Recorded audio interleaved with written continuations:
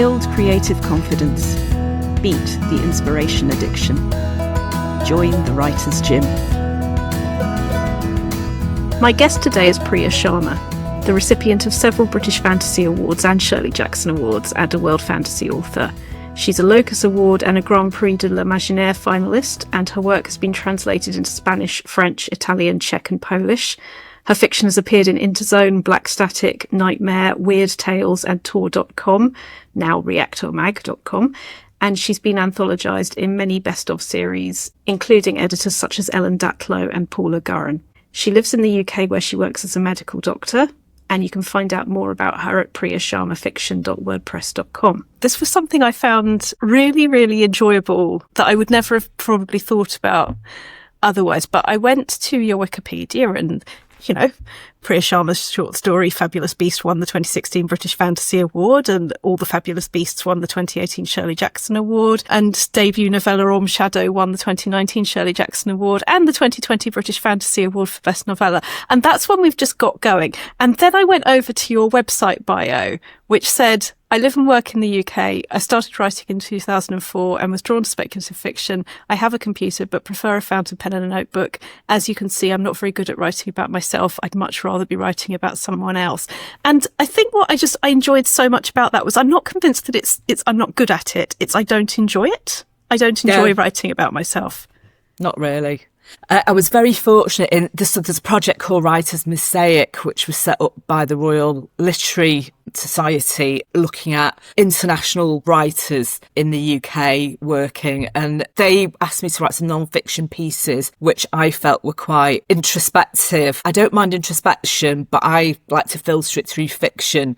So there's a lot of me in what I write, I think, and a lot of family history and a lot of personal issues, but it's heavily disguised. So yeah, I mean, I love fiction as a way of looking at the world anyway. But yeah, no, I mean, and some people are very good. They write very witty bios. Like, you know, I come from a long line of, you know, I've escaped the family tar and feather business and now I write fiction. You don't need to look at me. You know, the work is first, if you like. And why? Nobody needs to know what I've had for breakfast. Nobody needs to know about, you know, I've just had a fish supper. No one's interested. All our lives are equally mundane. That's not where life is magic. No, I'm being tongue in cheek.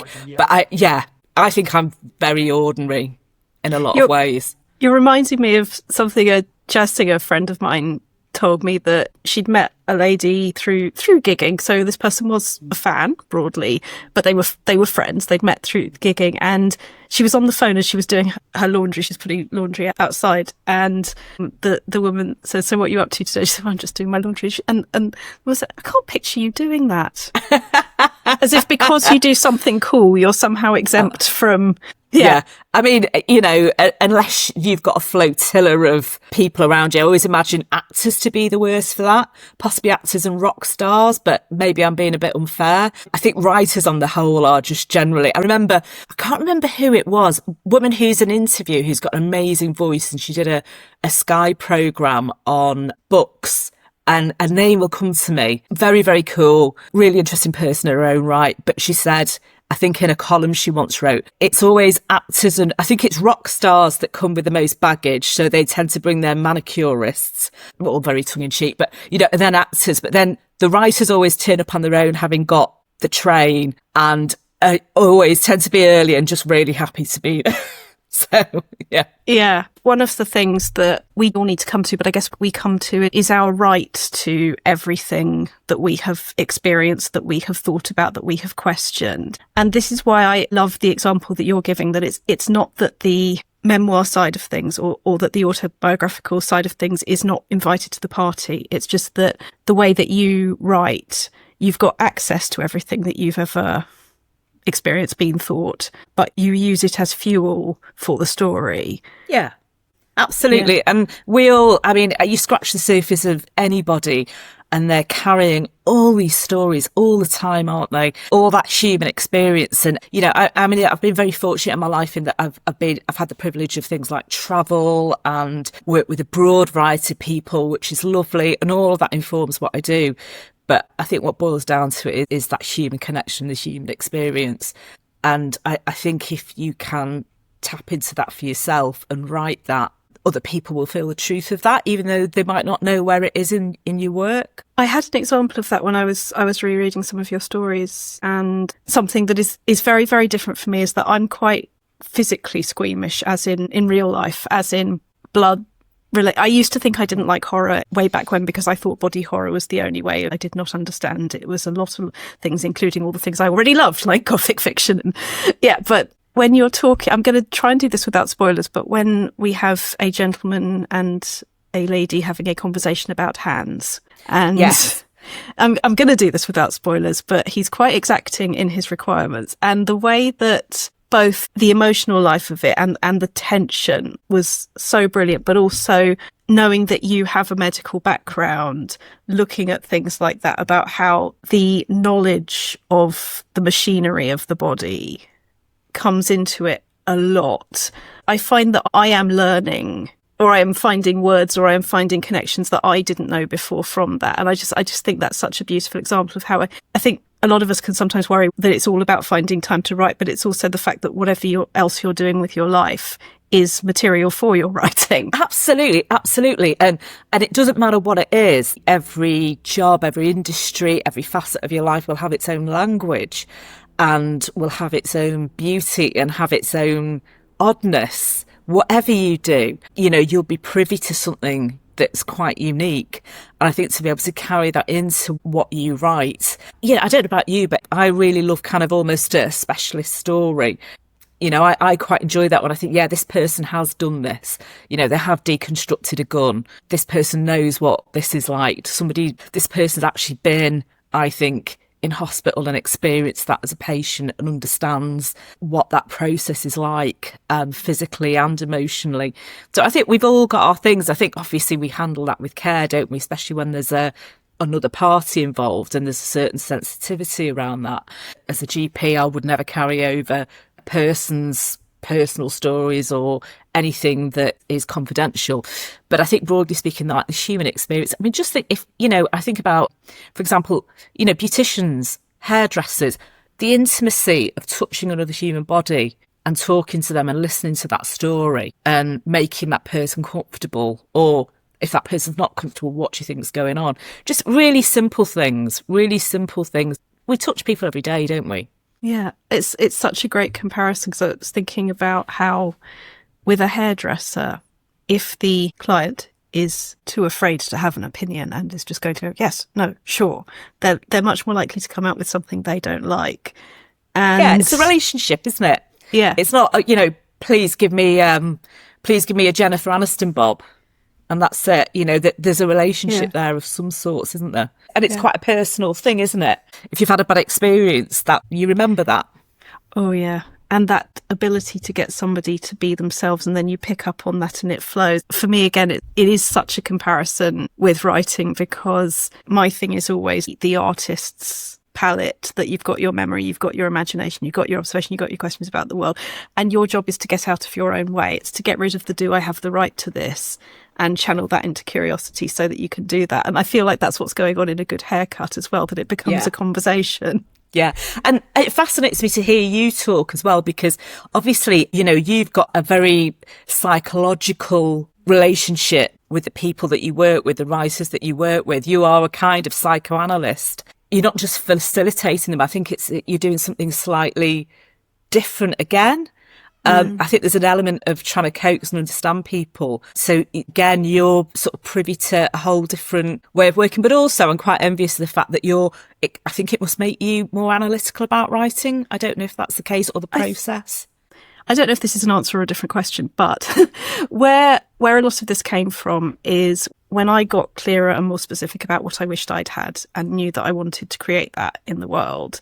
Fundamentally, what I knew I needed to provide was a psychologically safe space for people to go there, because we talk a lot about vomit drafts, but it means that we don't have anymore that massive, great thick wall between over here is my writing and over here is my emotional and physical life. Because unfortunately, there's a lot of people who think that's what it's about. It's about putting on this terribly professional work face and separating. And I don't know about you, but the more free I feel to be every aspect of me, the more articulate I become, the more comfortable I am in a room, because I've got it's all of me that you are talking to. And yes, I choose my layers of self-disclosure. I choose how much I let out, but I'm in charge of the choosing. So that was why I thought it was important. I mean, what it came from for me was an early, very, very difficult feedback situation. Right. I essentially got roasted in quite a personal way for using personal material. Now, I could have taken from that, you're not supposed to use personal material. Or I could have taken from that what I hope I have taken from that, which is know why you're using it. It's not just finger pointing. It's not just, mean person, good person, telling the reader what to think. It's going somewhere more curious than that. And I think this is why your fiction appeals to me so much, that I know that you don't choose to say this. I mean, obviously you always can, but you're not about going, this is where it came from. You're about, this is what it's asking. This is where it is now. Yeah. And for me, some people get there on their, not that any of us get there on their own, but some people get there however they get there. Other people, and I was certainly one of them, definitely needed the hand-holding, needed to be put in enough positions where I realised we do all have the right to everything that's ever happened to us. And I think the person that I happen to have put on a pedestal, which is never all that helpful in the first place, but he wanted a very different kind of writing on the page anyway. So what was a hard lesson for me, and I guess maybe is answering this, or maybe it's just about something completely different, is that it's not about pleasing somebody else. You can have, and I'm sure you do, I certainly do, have friends who are into a completely different style or kind of writing than I will ever be into. Yeah. But it doesn't stop you appreciating there's a lot of things out there. We've all got it differently. And, you can very much be richer for not being the same as other people. Yeah. And what teacher wants to churn out a dozen people who are writing the same stuff in the same way?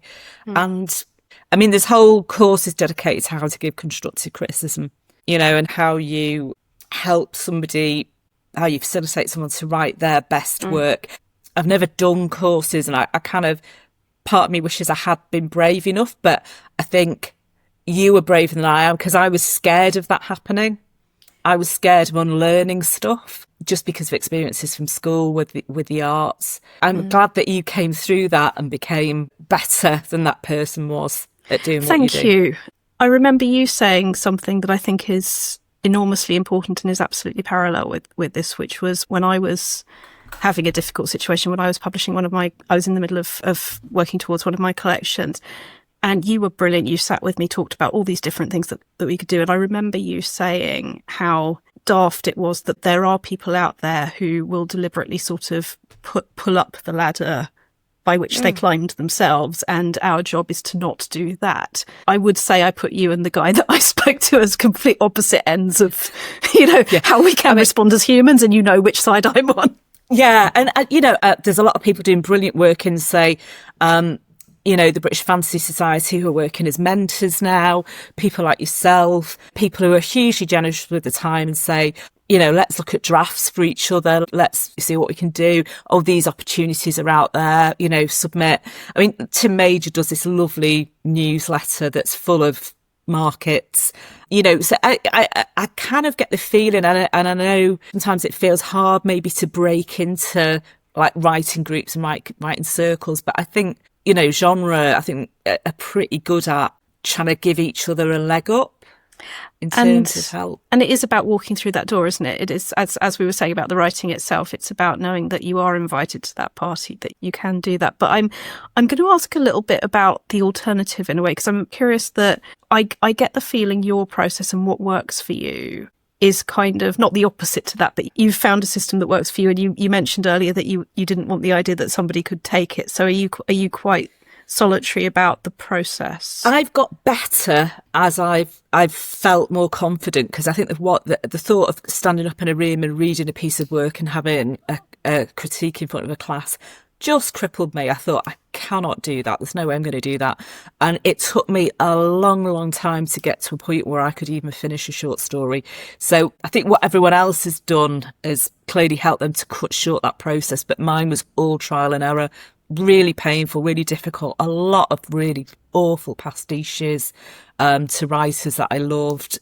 And it took me a long time to get there. And only when I started to slowly get published a little bit more. I kind of, and met people and came to sort of trust them. Then I was able to say to friends, would you just look at this draft? Because not really feeling it. I'm stuck with this. You know, and I don't do it a lot, but there are people I will do that with, or they will send me stuff. And I feel a little bit more confident about that. I don't think I would ever be a good teacher. I think teaching and facilitating is a very good skill, but it is its own skill set. And I think there are people who write who can't teach, vice versa, if you get what I mean.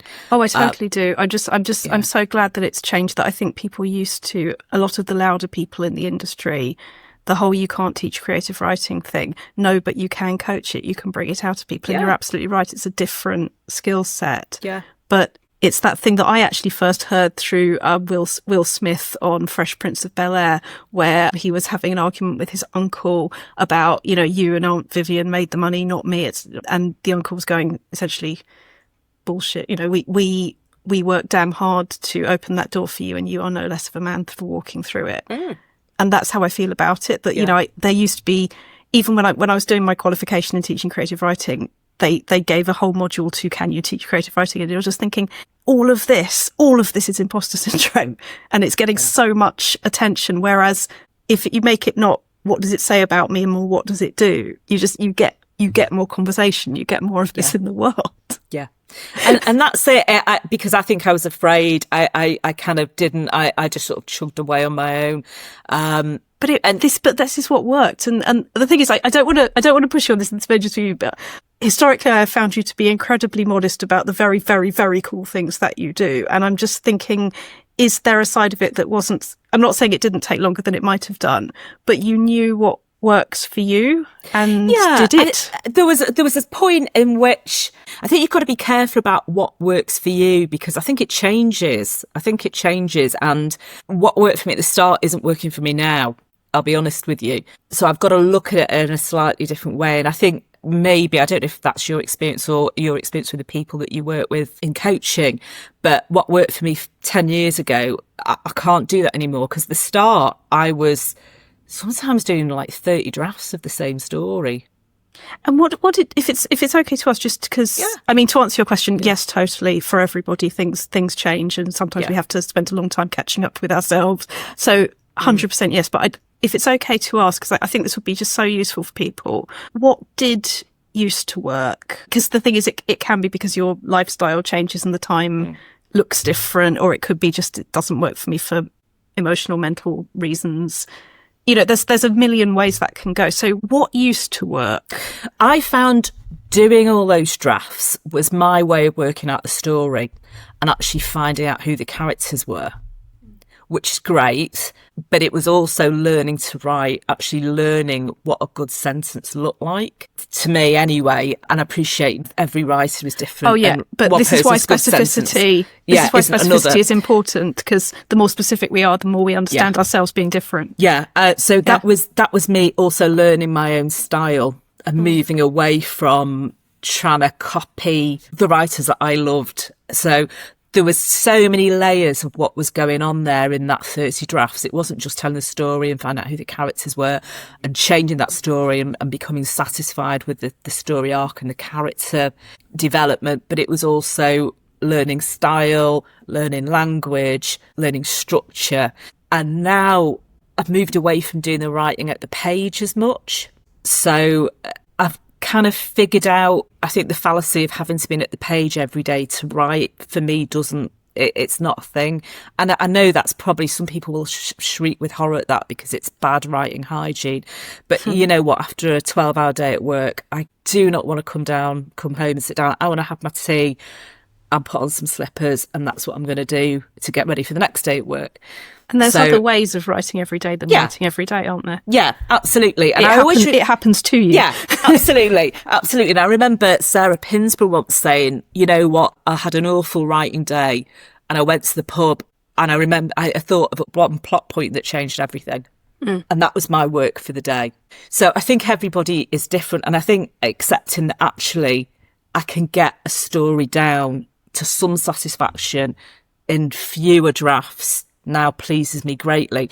The one thing I miss is time, because I don't have the same amount of time. I could leave a story, leave it for 12 months, leave it for 18 months, let it cook, come back to it. For me, time is a definite ingredient. I don't like finishing a story and sending it straight off. I loathe that. I always ask for long lead-in times if I'm going to be working with an editor. And if someone says to me, look, I've got 8 weeks, give me something, I'm like, that's not going to happen. I can't do it. I want to do it, but I can't do it because I do like that extra bit of time. For me, that is part of it. And I don't know if my stories have suffered a little bit for shortening that time process or not. I don't know.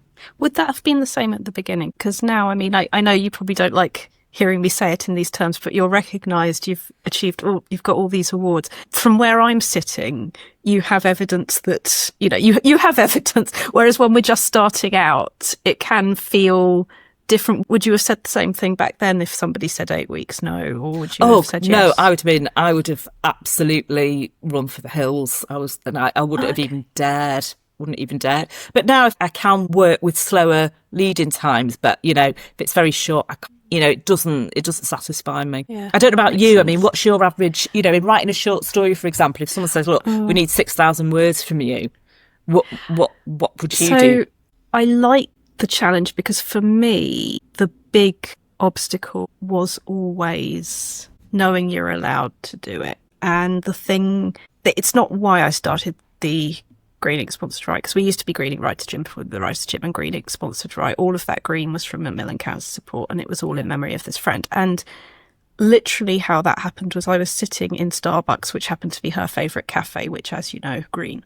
And the idea just of the sponsored write happened to me. And it's only happened a small number of times in my life where I've gone, that idea is so clear and specific. It's not even about it being a good idea. It just fundamentally exists. Therefore, it needs to happen. Okay, then this needs to happen. And that is how I've got around stage fright. That is how I've got around the who does she think she is fears that you think are about other people and are always about what you think of yourself. Yeah. And it's just a case of get out there and say it. Was, okay, so I will contact, because this was way before the Writers' Gym, so it was a case of I will contact friends who want to be writers, published authors. I knew a few through Traswad. I knew next to nobody who wanted to do this, and we will do a day of writing for Macmillan Cancer Support because I don't like swimming, running, all of that. I'm never going to do a sponsored anything like that. No, thank you. But I like writing and I want to do more of it. But the thing is, that would never have probably happened if I wasn't struggling to write, because the thing was that I was not wasting all my time, but all of my time was going into theatre because that was what I'd grown up in, what the people that I was involved with were involved in, and the time got eaten that way. And that was probably my subconscious going, look, do something rather than nothing. It started moving me back to writing. So I guess as an offshoot of that, I've got used to the fact that doing something on a very quick deadline is something that happens to me once a year, that it for sometimes better, sometimes worse, but it's something that happens. And the reason it worked for beginner writers was that it wasn't about the writing, it was about the charity. So it gave you that excuse to say, not, oh God, what if it's shit? Because it exists. It's making the money for the charity. Real, actual lives are being improved in, you're doing your bit in doing that. And it took away a lot of the emotional self-torture. Yeah. Great so way of I doing do it. it for that reason, but at the same time, is it how I would ideally do a story? No. Yeah, I mean, I don't know about you, but part of the pleasure is discovering the story for myself, and that sometimes takes time. Yeah. I'm a fan of the fake ending. I was actually doing this at Century in our workshop on Friday. I was talking to some people about this, where one of the ways a lot of people tend to hold themselves back is by never finishing, because when you don't finish it, you never get to see it evolve, and that way you can stay in the it could have been perfect honest mode in your head. And so what I taught myself to do was the fake ending, and you have an agreement with yourself that this does not have to be how it really ends. They will turn into rabbits and fly off in pink wings into the sunset at the end. It doesn't have to have anything to do with it, but or be what you think it's going to be. I'm exaggerating. You'd finish it in whatever way you can, but knowing that you're going to go back and on the next layer you're going to change it all. I found that enormously liberating, and I think that maybe plays in with short time frames. It sort of makes you less squeamish about finishing. I've done it with people with novels where they said to me, I'm struggling at the moment, when we've been just chatting, and said, write the last chapter. Doesn't matter if it's wrong, just write the last chapter, keep the momentum going. Because it's that whole airplane analogy, isn't it? The worst part is getting the plane in the air. Once you've got the plane in the air, you're cruising, which is the dynamics of it, much less energy, and then you can land. But if you can't get up there to cruising height, you're going to be struggling. And part of that is just putting your little roadmap. And the thing is, all journeys change, don't they? And they should change. So it's, I think it's great advice. I've done it a few times because I don't always write short stories in, I can't sit down at the start and write right to the end. I write in scenes, and then I will sort of fill in what needs to be filled in and like make it look seamless. But yeah, putting that last scene down can make such a difference. Can I ask a very boring, practical how sort of question about fitting life in? Because your job as a doctor, I don't know if my assumptions are correct, and please tell me if they're not, but I'm guessing there's sometimes a sort of we need you now aspect to it. Are you able to plan days where you're not going to be interrupted, or how does that work? In terms of sort of working life for me, obviously I kind of had set days, but then I work on days when I'm not in because there's other stuff that needs doing behind the scenes, as most doctors do, whether it be the admin side of things, which is the kind of stuff that I will do on the days I'm not in, or extra phone calls or whatever, or bits and pieces. Whereas some people are in general practice are very involved in management and practice development and local communities and stuff. So it's different. But I think with every job, everybody's got life, haven't they? And most, not all, but most people I know are juggling lots of things, including writing. Have you found that you've got better at giving yourself some sort of hard boundaries, as in this day I am not available, or what works? I think it waxes and wanes, and I think everybody's, like juggling kids, carers, they're working, they work for themselves. So I think modern life is very complicated, isn't it? And I think obviously working from home as well for some people, when I think about them who have had to blend in writing with home life and all that kind of stuff, and work at home as well, it's changed the dynamic of everything. And it's hard because I find that the last thing that I prioritise, unless I'm working on a project, like when I wrote Pomegranates and I was working towards that, I knew I'd got a deadline. It was a very big piece of work for me, so I had to make sure I was working weekends and doing all the extra bits in the week to get it in. But I think I love the analogy that we're all juggling, but we've got to work out which balls are plastic and which are glass. So which can we drop and which can't we? And I think you've just got to learn to sort of prioritise what needs to be done, what has to be done. And I've had to sort of be a bit clever about working small chunks of time to my advantage. So if I've got 15 minutes, and that's a way of getting myself to the page as well, because there are days when I just think, I do not want to do this. I can't cope with this. Whereas other people, I think, just love getting to the page. I don't always have to get up to that cruising height, as it were. So for me, having that 15 minutes, it doesn't frighten me. It's not like saying, here, you can write for 3 hours, in which case I might be quite terrified. It's 15 minutes, right, just get down what you can. And even if it's a bit of dialogue, part of a scene, bit of a roadmap for what you're going to do, it's a good way of just getting yourself to the page and fitting around life. That's such a good example, because there are people I know who would hear cruising altitude and think that had to be a bunch of time, because, one of the classic ways people scare themselves off is not being able to use those 5 minutes, 15 minutes. But you actually treat it the opposite way, don't you? That you're almost more put off by bigger. Yeah. It's it, because I just start, after 40 minutes, I'll start procrastinating, thinking, oh God, let's go and put a wash on. I think there are times when you've got to protect those hours. And I think there are certain days I know that I'm off work and there's things that I need to do. And if I've got the opportunity, I will get out of the house and take my writing, take my laptop, take my notebook or whatever, and get away. And I think that allows you deep thinking time, as it were. I think there's loads of studies and podcasts around deep thinking. But to actually put yourself in a slightly different environment where nobody's going to ring you, or, you can't go and do the hoovering, don't go and make a cup of tea, all that rubbish that, we kid ourselves with. So that works as well. And I think it's just maybe just trimming your sails for each day. And the whole thing about the 15 minutes actually came from a point in my career where I'd left one job and I was very unhappy and I just needed to make a break and perhaps find a new way of working with different people. And I went on this, it was a course, just a very short course with other doctors, and the whole point was around retention, because there was a time when, well, there still is a time when lots of people are retiring, people are leaving the country to work abroad. We're trying to retain the NHS workforce. So as part of that, we were looking at a whole variety of things, but one was about tackling those massive things that you just don't know what to start with. And there was a great little medical podcast called Boiling the Frog. At what point are we all going to hop out of that boiling water? But the 15-minute thing came from that. And I found that really useful. And it's been a bit of a transferable skill to all the, even things like, filling out paperwork and forms that I've been putting off, all that kind of stuff. So that 15 minutes, actually, if you concentrate your mind, you can fill that unforgiving 15 minutes. With so much more than 3 hours of, I should be doing something. Yeah, absolutely. And ignore social media, ignore the tyranny of the word count, other people's word counts. And other people's expectations or other people's schedules. Yeah. Cheer them on. Brilliant. Love what you're doing. But the only person that you're in competition with is yourself. Yes. Yeah.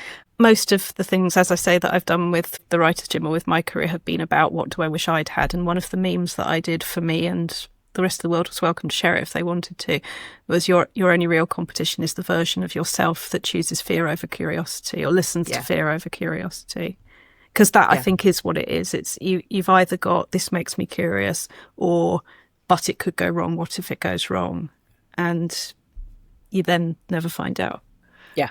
And that's it. Curiosity is such a lovely word. And I think play is another one, because we unlearn playing, and a lot of creativity is rooted in play. And I think we get very tramlined about what creativity is as well, and how other creative practice can impact on our writing, and enjoyment of other creative work feed into writing as well, be it art or film or, and I appreciate you probably got a million films at home, because I appreciate you're a really big film buff. I imagine your home not just to be full of books, but great films that you've seen, and kind of perhaps infuses your writing.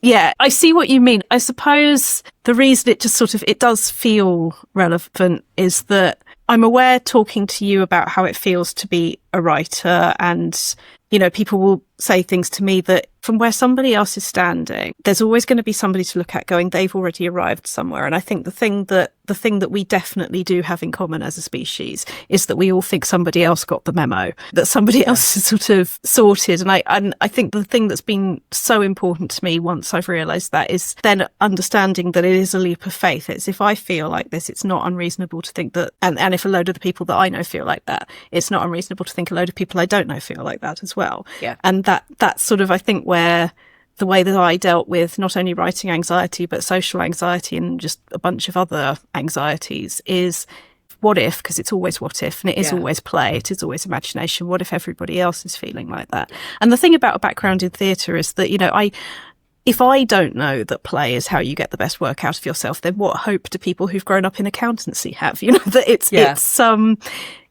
it's exactly as you say. It's about finding that play. I wonder, actually, I think there's a lot in common about what you've discovered about yourself and what works for you along the way, and the fact that it does change as our lives change things. I always use my cat as an example. My beloved cat that I used to have, one week there was only this sofa in the whole world, and then another week there's only that sofa in the whole world. And, he'd do that. And I find that it helps me to go to cafes, to go to that sofa, to go to this desk, to go and do the washing and finish whatever I'm doing before the end of the washing. And you make your little inroads into what works for you. I'm wondering around that, what I talk about as creative confidence, as that curiosity in order to create not only the writing that you want to do, but also the circumstances that mean that you're feeding into it, that you are having a sort of satisfying, or you're fueling yourself is probably a better way of saying it. Have there been times when you've needed to sort of find something different? Because you said it has changed for you. Either the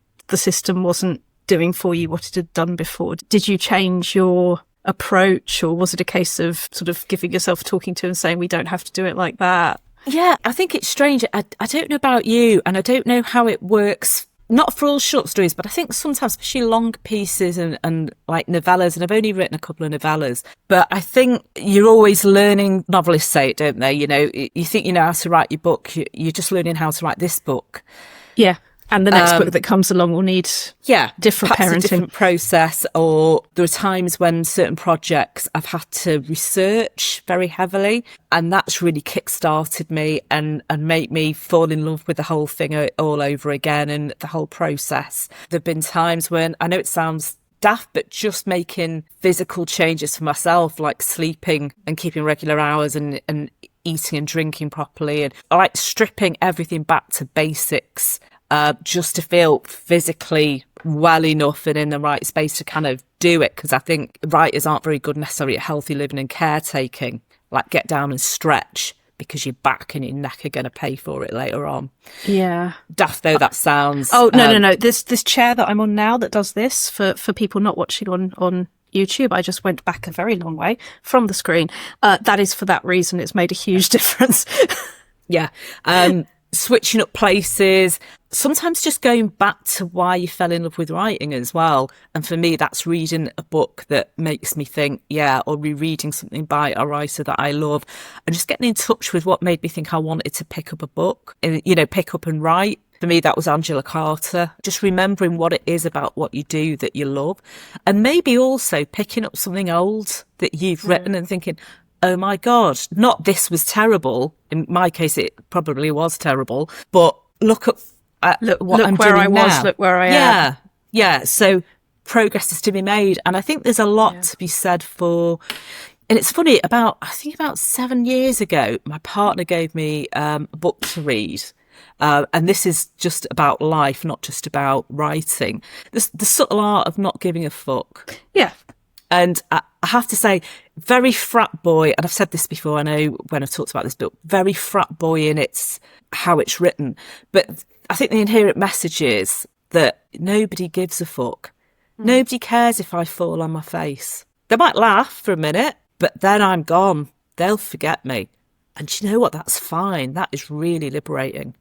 I have one a bit like that I found really helpful, which was Olivia Jewell's and the Overactive Imagination by Helen Fielding. I'm going to write that down. So the Bridget Jones author. And it was just this one line that the character says in their head, which is they're not thinking about you. They're thinking about themselves just like you are. Yeah. And that, for me, don't remember very much else about the book, if I'm honest, but that, right now I need to go and read it again. But that line, I found, I don't like the word perfect, and I don't use it unless I have a very good reason, but that encapsulated how we can fall over our own psychology and how we don't need to. And that has impacted quite a lot for me, because it took me a long time to get over social anxiety. And that was very hard, because I was very shy when I was young, very shy. And I think I've just got to this equilibrium in life where I think, well, you know, what's going to happen? It's almost like, I think a lot of us find ways to, it isn't get around it, but it is give ourselves enough evidence that we do exist on our own terms and that we have every right to. And I don't think that the wish that everybody's going to like you goes away, but I think that the idea that it needs to be like that, or that it can be like that, has faded. And that, I think, is a very good thing. I think also, for me, the ideas are like fish idea that David Lynch, I'll try not to spend too many hours going on about David Lynch, but the idea that if you are sitting in a desert with a fishing line going, why aren't I catching any fish? What's wrong with me? If your lifestyle is not feeding you, if it's not putting you in that state, it's not for the world to change. It's for you to work out what the rivers are for you and to work out how to get to them. And yes, there will always be reasons that's incredibly difficult, and it will always be imperfect, but you can start moving towards it. And then the other one about having a notebook that I love, it's like, oh yeah, no, a fish has just come past. I'll go and catch it when I can be bothered, or when I'm less busy. And of course, it's a fish. It's going to be somewhere else by then. Yeah. And just the fact that it being on you to make those things happen is not a nasty thing. It's an amusing and empowering thing. Yeah, absolutely. Yeah. And if we're in our own head and worrying about interactions with people and what they think of us, we missed out on a great chance to actually make a real genuine connection. And isn't that one of the most enriching things? You know, I'm not talking about necessarily suddenly being everyone's best friend, but what I mean is something, having some form of exchange, no matter how small it is, socially, that just enriches everything. And being able to do that rather than not do that means you're already part of it. You're showing yourself your value and that everybody is interlinked, and that's a really cool thing. Yeah. And it positively reinforces itself, because the moment you start doing that, people respond to you in a slightly different way. And it's so lovely that when you were guest of honour at, I want to say FantasyCon, there's so many conventions that I now panic.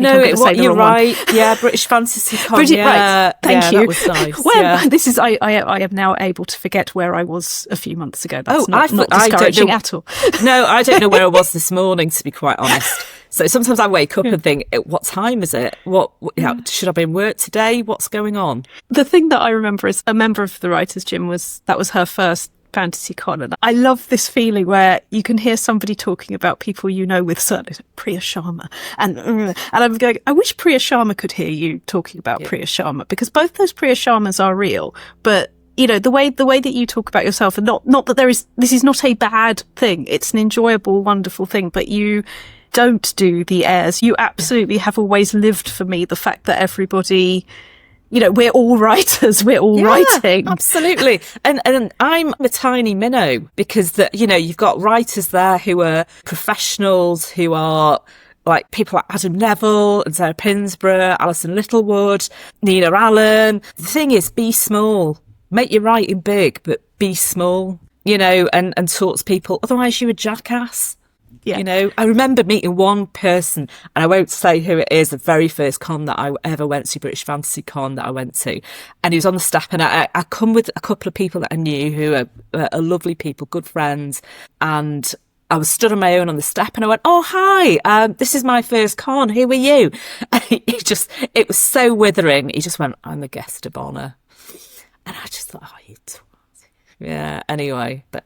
And that versus how the guests of honour have spoken to me, like, "Oh, hi, and what are you doing?" And oh, God. Yeah, so don't do that. Whoever's watching you, when your moment of glory happens. Yeah. But anyway, everyone's the same. Yeah, it doesn't hurt to start with your name and then "I'm the guest of honour" and or just, "What's your this name?" This is who I am. Yeah, there are many ways of handling that one that are not that. Wow. I am going to ask my magic little question, which is, what haven't I asked you about that you might like me to ask you about? I mean, I love art. I get loads of inspiration from art, and I don't know if you've got people in your groups that are visual. Paintings, for me, as a kid, I remember my parents used to get this magazine once a month, and it was like the Great Artist series. But for me, that was an absolute education in storytelling. Same about music. A good bit of music is a story. Growing up, I was a Kate Bush fan. And everything is a story for Kate Bush, isn't it? But, I wrote a story called The Ghost of a Flea, written about William Blake's Ghost of a Flea, which is just a mind-boggling, bonkers painting. One about Picasso's Minotaurs. So art, for me, visually, I get a real kick out of walking around a gallery, because there's always a story there that I want to take away. I'm going to rephrase that as a recommendation, because I think that's a writing tool. Go to a gallery. Yeah. Walk around. Yeah. Because it's such a great way of knowing yes, everybody might see the same thing, but nobody ever gets the same thing from that thing. And photojournalism, another example of great storytelling. When it's done well, sometimes it's not, it can be quite opaque as an art, but it always fascinates me.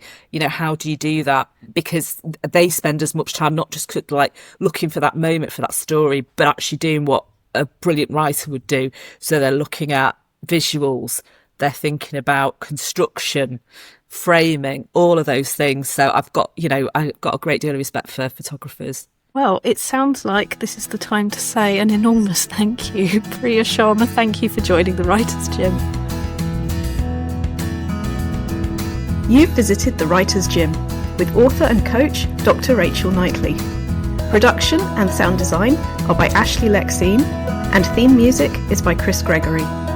To join a Writers' Gym workout online or in London, as a guest or as a member, Visit writersgym.com or email thewritersgym@rachelknightley.com.